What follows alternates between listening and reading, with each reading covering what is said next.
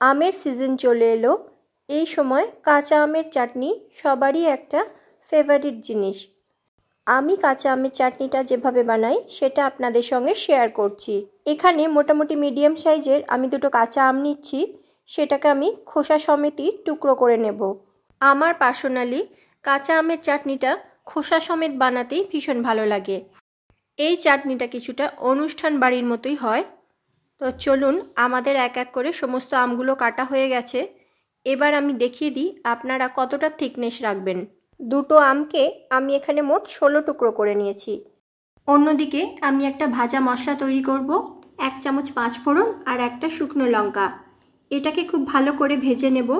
নিয়ে এটাকে আমরা গুঁড়িয়ে রেখে দেব। এবার একটা তাওয়া নিয়ে নিচ্ছি, তার মধ্যে দিয়ে দেবো 1 চামচ সর্ষের তেল আর 1 চামচ 5 ফোড়ন। এবার 5 ফোড়নটা ভাজা হলে তা থেকে একটা সুন্দর গন্ধ বেরোবে।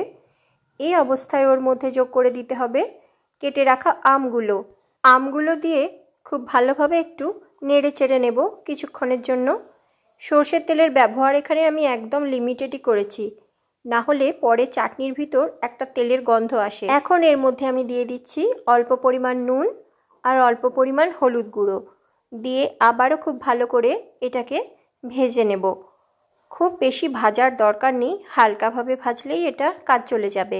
এই চাটনিটা এতই সুস্বাদু হয়, অনুষ্ঠান বাড়ির কথা বারবার মনে পড়ে যায়। আমগুলো মোটামুটি আমাদের ভাজা হয়ে গেছে। এবার এর মধ্যে আমি যোগ করে দেবো 1/4 কাপ জল। খুব বেশি জল দেবার প্রয়োজন নেই, কারণ একই কাঁচা আম, এটা থেকে কিছু পরিমাণ জল এমনিতেই বেরোবে। এবার ওর মধ্যে আমি অ্যাড করে দিচ্ছি 3/4 কাপ চিনি। অনেকে আম সিদ্ধ হয়ে যাওয়ার পর তারপর চিনিটা যোগ করে, কিন্তু আমি চিনিটা প্রথমেই দিয়ে দেব। চিনিটা দিয়ে এরপর আমি ঢাকা দিয়ে দেব কিছুক্ষণের জন্য, যতক্ষণ না আমগুলো সিদ্ধ হয়ে যাচ্ছে। আমগুলো সিদ্ধ হয়ে গেলেই আমাদের মোটামুটি চাটনিটা রেডি হয়ে যাবে।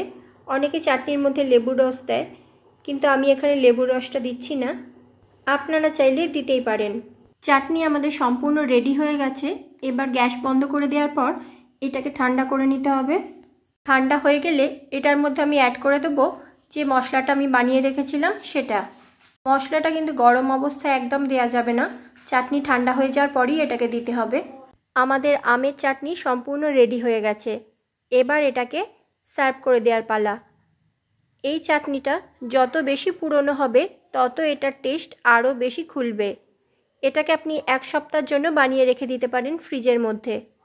একবার এই রেসিপিতে আমের চাটনি বানিয়ে দেখবেন, স্বাদ হবে অতুলনীয়, আর সাথে প্রশংসা তো পাবেনই। এরকম সুন্দর সুন্দর রেসিপির জন্য আমার সঙ্গে থাকুন। হাজির হব আরও অনেক ধরনের রেসিপি নিয়ে।